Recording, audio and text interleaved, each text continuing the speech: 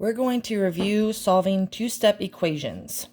So in 7th grade, you started solving two-step equations, and the goal was to isolate the variable to determine its value. Isolate just means that you're getting the variable by itself. So we're going to make sure that we do the inverse operations to try to get the variable all by itself. On the first couple examples, here are two that you can see. We're going to start with the one on the left. So I have 5x plus 2 equals 17.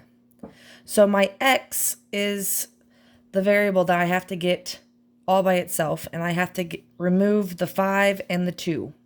So I'm going to have to work backwards on what operations are being done to the 5 and the 2 in order to get the x all by itself.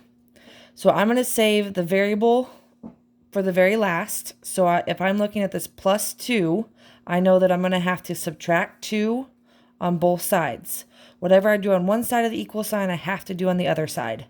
I know that 2 minus 2 zeroes out. I put a big Z through it to cross it off. Z represents the 0. Then I have the 17 minus 2, which would be 15. I'll bring down my equal sign. I'll bring down my 5x that I haven't used yet. And now I need to remember that my 5 and x are right next to each other. There's an invisible multiplication dot right there. So these two things are being multiplied together right now. The opposite operation of multiplication would be to divide or division. So I'm going to divide by 5 on both sides. So the 5s cancel out, leaving just the x. And then 15 divided by 5 would be 3. So x equals 3 would be my final answer. Over here on the right, I have 9 equals negative 2x minus 3. Notice that all of this variable stuff's on the right side, whereas on the other example, it was on the left. It doesn't matter. I know that I'm going to be covering up my variable.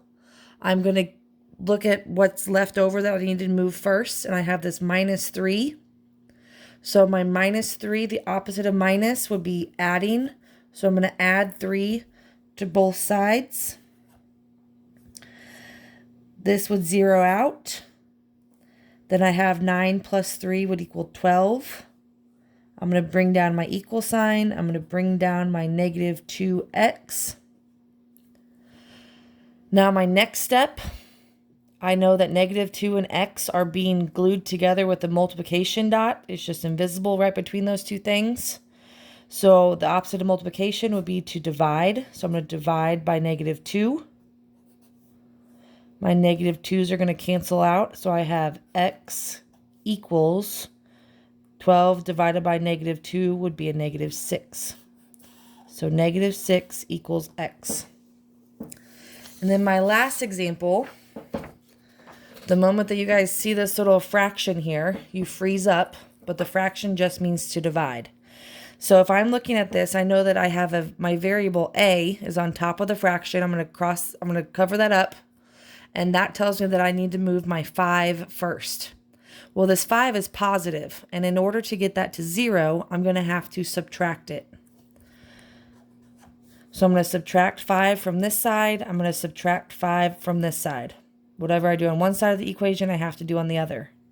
So these would cancel out. I have a over 3 equals 6 minus 5 would be 1. Now, a over 3 can also just be said a divided by 3. So we're going to use the opposite operation. The opposite of division would be to multiply. So I'm going to multiply this side by 3, and I'm going to multiply this side by 3. So these 3's are going to cancel out. They're going to equal 1. And now I have a equals 3 because 1 times 3 equals 3.